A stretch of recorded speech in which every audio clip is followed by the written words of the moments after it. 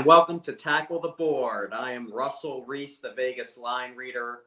Here I'm joined with Chris Euksuzian. You can find him at Chris Ebomb on Twitter, and you can find me at Vegas line reader on Twitter. Our first losing weekend of the season. We both did terrible. You went 1-3. I went 1-4.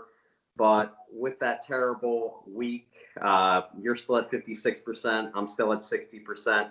That's still a great winning rate, and we are going to bounce back hard. I remember the first week was my other bad week, and I knew right after that I went off on a tear, and now just basically had a bad weekend, and nothing seemed to go right. I mean, what games pissed you off over the weekend?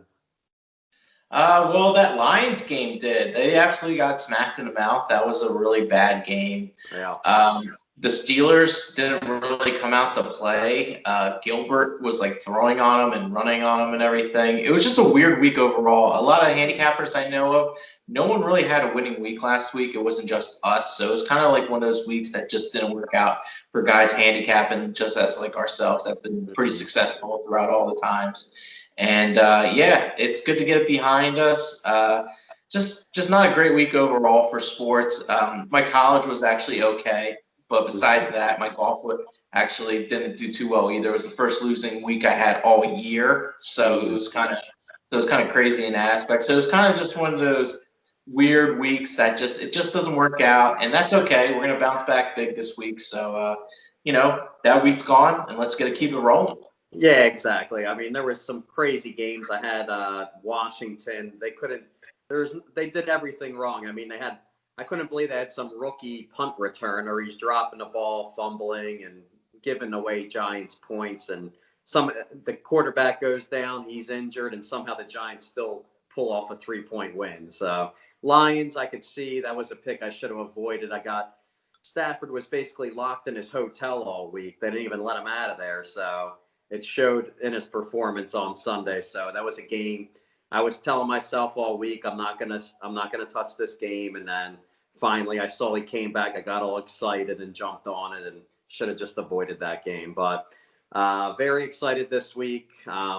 Whenever I have a losing weekend, it just makes me wake up more and just want to win this week even more. So I'll get into the first game. I have the Thursday night game.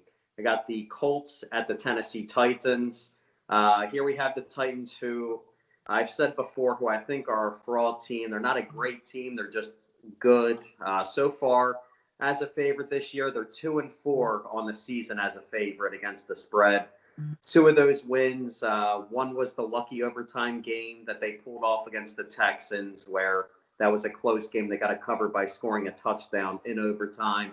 And the other cover they got as a favorite was against the Bears, winning by a half a point just last week. And that was actually a great spot for the Titans because they were coming off the embarrassing performance against the Bengals the week before. So some tidbits here about the Titans. They have faced the third easiest schedule so far this season, and they are ranked 25th in defensive yards allowed a game. So that kind of scares me that they've been playing an easier schedule and their defense still has given up a lot of yards. Also, the Titans are 29th in the NFL in sacks per game. So you give Rivers time, he'll be comfortable, and you got the best defense in the NFL in the Colts. I'll take them as an underdog here, +2. So give me the Colts +2. Yeah, this is a spot where the road team has been 4-1 in their last 5 meetings. And the Colts actually have had pretty good success in Tennessee. They're 6-2 against the spread in their last 8 meetings versus Tennessee. Tennessee hasn't really been that good on defense. This has been something we've talked about earlier. It's been, Vrabel, we always think they've been really nasty on defense, but that hasn't been the case this year. Their offense has been really their moving part of their entire team. -2 just looks too juicy for Tennessee there. I like where you're thinking right there. So I can see where you're going with that, but this is going to be overall a tough game. Mm-hmm. Yeah, looking at how good the record is for the Titans, you would think they would be closer to -3 in this game, but they're leaving it at -2. So definitely like the number on this game. We'll jump into your next game. You got the Houston Texans at the Cleveland Browns -3. or actually Yes. -3.5 on draft. Yeah. Yeah, at the moment and on DraftKings it's -3.5. I like Cleveland here. They're coming off the bye. Both offenses are pretty level for the most part. They're pretty much even. Cleveland's defense is a lot better than Houston's defense. Houston's defense is atrocious. They're 27th in the NFL, 28th against the run, 23rd against the pass. Texans this year are 0-4-1 against the spread following a straight-up win. And they're 0-7 against the spread in their last 7 games as an underdog. So this just smells like a bad situation for the Texans right here. And Cleveland with the spy here, they should be able to get everything right. And speaking of heartbreaking losses, I had the Texans laying 7.5. They got that backdoor cover, which I haven't really got all year. So I was almost kind of due at this point to get a backdoor cover against me. So terrible Jacksonville ended up getting that backdoor cover. This Houston's defense is terrible. I think the Browns should be able to run the ball well, and these guys control the clock. Mayfield should have a lot of time to throw the ball. Landry should be good, and the offense should be clicking. And at 3.5, I'll take that. Yeah, and this is an agreement pick. I also like the Browns -3.5 here. Texans, I keep saying they're a team. I'm just looking for spots to fade them. They're worse than last year. Browns are improved. Texans, you touched on it. They're actually last in rushing yards allowed a game with their rushing defense. They've struggled very bad this season versus offenses that actually have a zone run scheme. A couple teams that they played that run that type of scheme is the Vikings, who they gave up 31 points to, and the Packers run that same kind of zone scheme offense of the running backs. They give up 35 points to the Packers. So giving up in the 30s, the two type of teams, just like the Browns, who are going to be running this same run blocking scheme. I could see them just doing power football. They drop 30 points easily in this game. The defense will hold up to cover that -3.5. So give me the Browns there. And I'll actually jump into the next game. Seattle Seahawks at the Los Angeles Rams, -1.5. I got the Rams here -1.5. This is a great spot here for the Rams, as I love a team who's coming off a terrible performance versus the Dolphins, and they're coming into the bye off of that bad performance. So they're definitely going to be rallying up and want to win this game bad, especially against the Seahawks. Highly motivated game. Rams are just a more dynamic team, or balanced team, that is. The Rams are actually 6th in offensive yards per game, so that is trouble for the Seahawks, who are actually ranked last in defense. This will also be the toughest defense that the Seahawks are going to face all season. And the Rams defense, they're 2nd in defensive yards per game, and the Rams are also 5th in defensive sacks per game. I know that the Seahawks running backs are also banged up, so that's also some trouble. They're going to be putting a lot on Russell Wilson's shoulders. I know I gave that stat, I think it was last week or the week before, about Russell Wilson off a loss when he's a favorite. I think he was winning about 80-90% of his games. But when Russell Wilson loses and he becomes an underdog, I think he actually wins it was 45 to 50% of the game. So definitely the numbers good for the Seahawks in this situation. And Sean McVay is also 4-2 versus the Seahawks. So all the numbers just point to the Rams in this game. Give me the Rams -1.5, -2, whatever it is. I think this is a good point to bring out, that this is a public perception game, as you said before.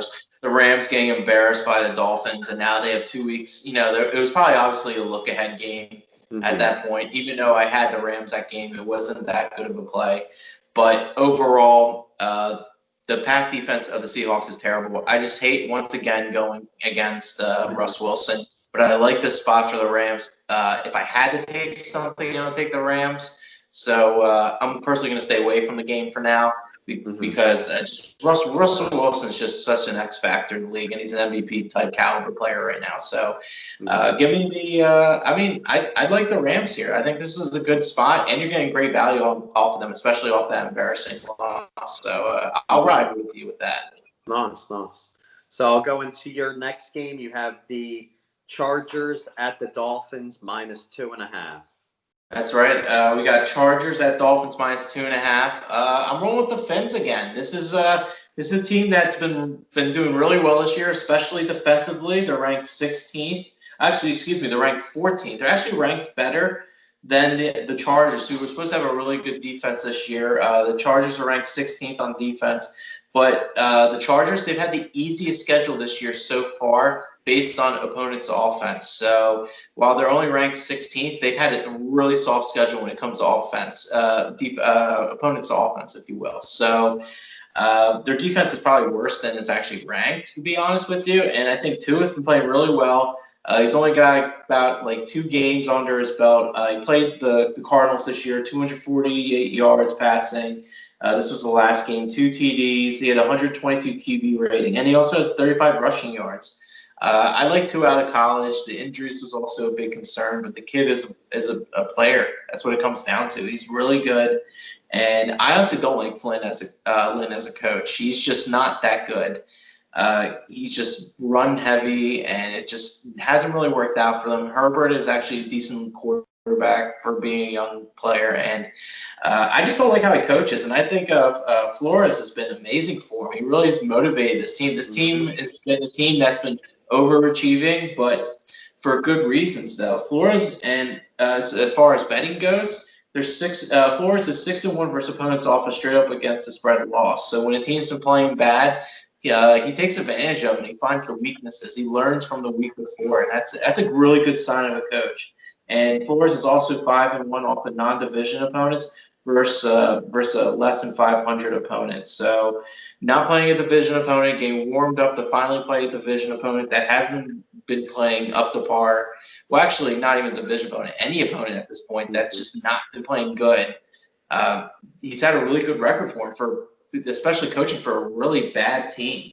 Mm-hmm. And the Chargers this year, they're 0-7-1 versus opponent with revenge. Miami lost to him last year 30-10. So I like that stat. Nice. So at this point, Lynn is not a good coach. He can't get his teams up in the right spot, and Flores has been able to do better on the X's and O's, and this is a great revenge spot for them. So, and you're getting great value because Tua's been quarterback, a young quarterback. No one's giving Dolphins respect here. Mm-hmm. Chargers are still kind of the it kind of thing on the West Coast for whatever reason. I don't know why, but Dolphins -2.5.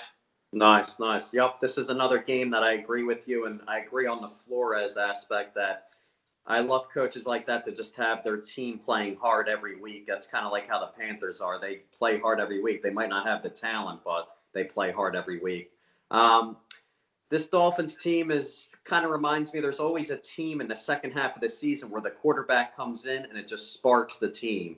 And they must know he was going to spark them because they brought him in against a Rams team who's a top 5 defense. They just threw Tua out there. So they must have a lot of confidence in them to win for this team.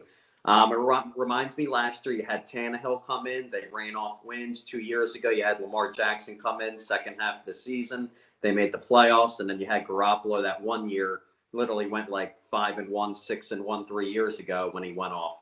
This seems to always happen at the end of the season, and I love the Dolphins team. They play hard. They play good defense. Tua isn't turning the ball over. It's just everything that you need in a team. And again, you said these teams faced off last year. I had this down that they actually got blown out.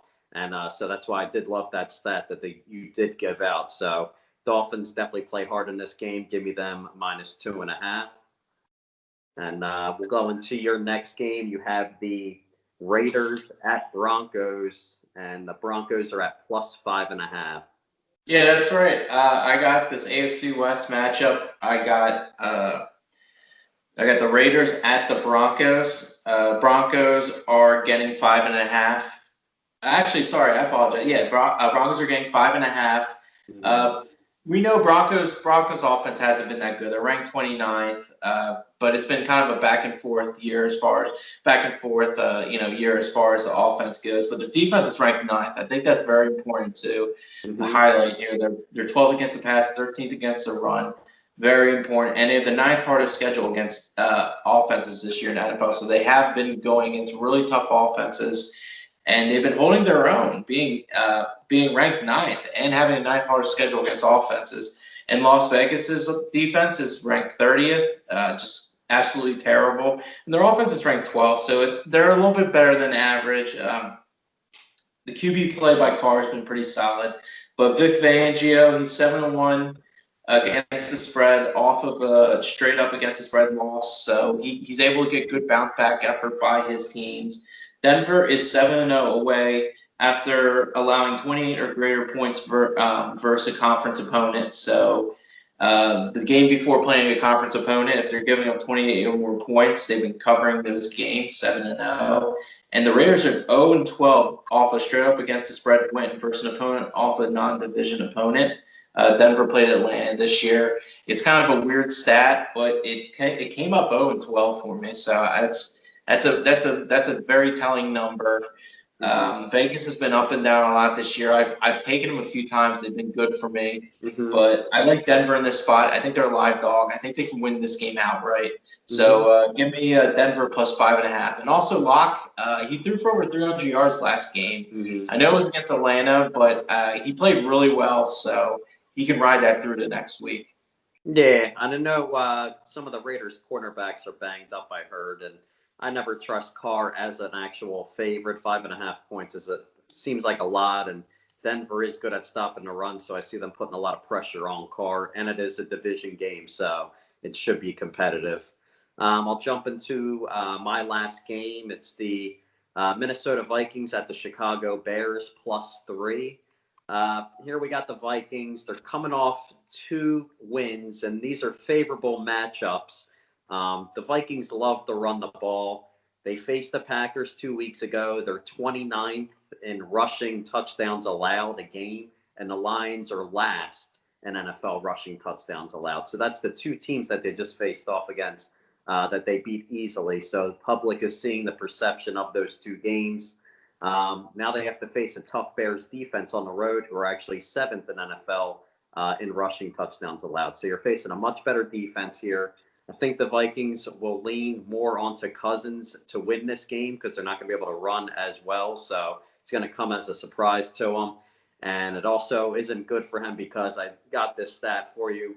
Kirk Cousins is 0-9 in Monday Night Football games. That is the worst record in history of the NFL. So definitely going to take the Bears, and it's great because the bet percentage is all over the Vikings. They're going to be disappointed. Remember that night game last year against the Packers? I think I had the Vikings in that game, and Vikings needed that game to get probably a better seed than the Packers, and totally just got killed by the Packers in that night game. So he's never comes up for these big spots. So definitely give me the Bears here +3. Seems like easy money. Yeah, so that's funny you brought up the Monday night situation. I actually have some stats on that. Vikings are 2-12 against the spread in their last 14 Monday night games. Wow, that's absolutely crazy. And the fact that the Vikings are 1-5 in their last 6 meetings against the Bears, they just haven't been really that good. And the dog in this matchup's 5-1 in their last 6 meetings. Yeah. And it's just all these things are just pointing to the Bears. The home team this year, the home team in this matchup is 25-10 against the spread in their last 35 meetings. I know it's a huge number. I know Cousins only been there for so long, but I think the data shows that the Bears should cover this game, maybe even win this game outright. Cousins just hasn't been good on Monday nights, and it's a good sample of it. It's not just 1 game or 2 games. It's a lot of games with him playing. So I do like this spot. If you can catch us at 3.5, that's fantastic. I can think 3's great. I know. Yeah, definitely. I think they win this game outright, but I'll take those points all day. So that'll actually no, we'll jump into your survivor pick. I forgot all about that. Sweated out another sweat out, with these big spreads. Somehow they're sweating out these games for some reason, but as long as they win, they win. That's all that matters. Exactly. So I sweated out the Steelers, Cowboys. Gilbert, who had never had a start in his life, decided to throw the ball around the field a little bit and start running around a little bit. Trickery just happening. It's so weird. I've had two teams that have been double-digit favorites, and I've had to sweat out each of them. It's absolutely amazing. I wish I would just play the dogs with the spread. It would just yeah, exactly. Much the easiest games ever. Yeah, but I'm looking. Yeah, whoever had the Patriots were probably sweating that game out too, you know. Oh, they were. I know a lot of people sweating that game out. I was kind of like, if they lost, I would really cut into it. But Oh, they yeah. hit the Arizona Wildcat great. Nick Folk had to hit a 51-yarder. So it was just Yeah. like, so Yeah. that's what happened. But so I'm looking to survive this week. I'm going to take another double-digit favorite because I have them on the board again. Green Bay Packers. They're playing Jacksonville at home. So I can't imagine that Aaron Rodgers loses to a no-name quarterback from Oregon State. He almost beat the Texans. Yeah. No way. Not even almost beat him. He just got a backdoor cover, made it look a lot better than it was. Yeah. I'm just backing off this game for the spread-wise because these big spreads haven't been too kind to me. So I'm taking Green Bay. I have them available. I'm going to use them. Russ, who else do you think would be good for the Survivor this week? I know. I remember last week I was saying all these favorites, don't touch them. I'm like, I said Cardinals. I'm like, don't take that if you got a Survivor pick. And I end up adding that as my 5th pick. I'm like, on the video I said don't even touch this team, and somehow I throw them in there. So sometimes you mess with your own head. But again, there's something like the Ravens. I wouldn't be too positive on that game. I just avoided that game, but I could just see that being a very low-scoring game, and I wouldn't trust the Ravens in that game coming off that big win last week. Looking at all these games, it is very tough. I would say definitely Saints would have to be the pick. Got Michael Thomas back. They look a lot better. And all the comments they were saying in their interviews, they're all pumped up and ready to go. Looks like they're going to go on a little bit of a run as the defense came out to play as well. They've been playing bad because the defense has been bad, but they're starting to get back in tune, probably because the offense is playing better. Helps with the defense, taking pressure off of them. They had a lot of 3-and-outs and probably made the defense look a lot worse than they were. But San Fran's got so many injuries. Their whole team's hurt. That spreads up to 9.5, which I think is really high. So the spread doesn't lie. So I would definitely think about taking the Saints as the other pick. Anything else is a crapshoot. I would think if there was a small spread I would say the Browns, who we both like. Nobody has a team left that they have to take. I think that's a good spot. If you really don't have many teams left, and you probably didn't take the Cleveland Browns, I think Cleveland Browns would be a good spot. It was pretty interesting. They actually just missed my board. The New England Patriots, they're at 7 now. I might be tempted to take them at 7.5. If it gets to 7.5 by Sunday night, which I think it probably will, shockingly, but I might jump on the Patriots with the spread. They just missed my board. I only had 3 plays for this week because this is a pretty tough card overall. But I think Patriots are definitely a live dog here. That's for sure. I think they could. I mean, as bad as they played, Belichick might get a good spot here and win this game because I mean, I don't know. The Ravens haven't looked that great offensively. Their offense does not look good at all. That's why I want to see what that over/under is because I would go under in that game. I just think it's just going to be a sloppy game. You know, with Cam running the ball, the clock just ticks and ticks, and I just see it being low scoring, kind of just like a 15-10, like just some ugly random numbers that you're going to see here. What do you think the over/under is on that game? I mean, I'll tell you what it is. Are you looking at that? I'm not looking at it, but I would say low to mid 40s definitely. So I'm trying to find 40, it right now. What is it? It's 43.5. 43, yeah. So that sounds about right. So at least the spread's not jumping out to anything. Just the basic spread that looks right to me. If it was to go kind of over 45, then I would be scared. But anything under 45, this just seems like an under type of game to me. But other than that should close out our show. Make sure you guys contact me this weekend. College football, we hit that big winner on Florida. So make sure anyone just check out my website, vegaslinereader.com. Text me at 702-867-0559. All you got to do is text the word win. Make sure you guys like and subscribe our videos here at Tackle the Board. Follow us on Twitter and Instagram at Tackle the Board. And I'll throw it over to Chris. He's actually excited this week. He's got the Masters coming up. So throw them your handle, Chris, and give them some info on you. Sounds good. If you don't know, it's at Chris Ebom on Twitter. We got the Masters coming up. I've been tearing it up in golf this year. Been absolutely great with my matchup plays for the second, third, and fourth round. I will talk on Twitter about what I like for the tournament in general. I'll be breaking that down as well. College football's been real good. As Russ said, he had Florida. I also had Florida as well. We didn't even talk about. We don't even discuss college football.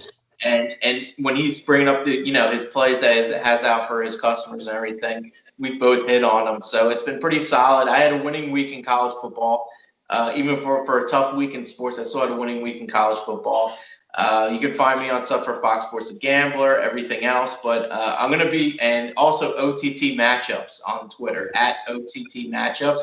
That's where I put all my golf plays. This is a big week for Masters. So I appreciate everybody that's been DMing me as far as sports bets have been going. I've been talking with a lot of people through at Chris Ebom and at OTT Matchups. I'm glad I've been able to help with you guys to win some money. I know you guys have been winning money off my picks, which has been awesome. All sports, golf, college football, and NFL. I appreciate your guys' support. I'm always open to talk about games and my opinions. If there's a game you really like, I'm more than happy to talk about it. I'm just glad I'm winning money for you guys, and Russ is doing the same. We've been doing great work all year, so we just want to keep it rolling, put this week aside. Not a big deal. You can't go 100% on winning, so it's okay. This is a long game, and we've dominated the long game before. So you can find me at Chris Ebom and Russ at Vegas Line Reader, and then of course tackle the board on Twitter and Instagram and everywhere else. So let's make that money this week. Yep, that's what we're here to do, to make everyone money, and hopefully everyone's following the picks. Guys, combined 58% winning rate. It's only going to get better after we just had a bad week. We're going to have a good week coming up. So close out the show and make sure you guys get these picks in. Yep, bear down.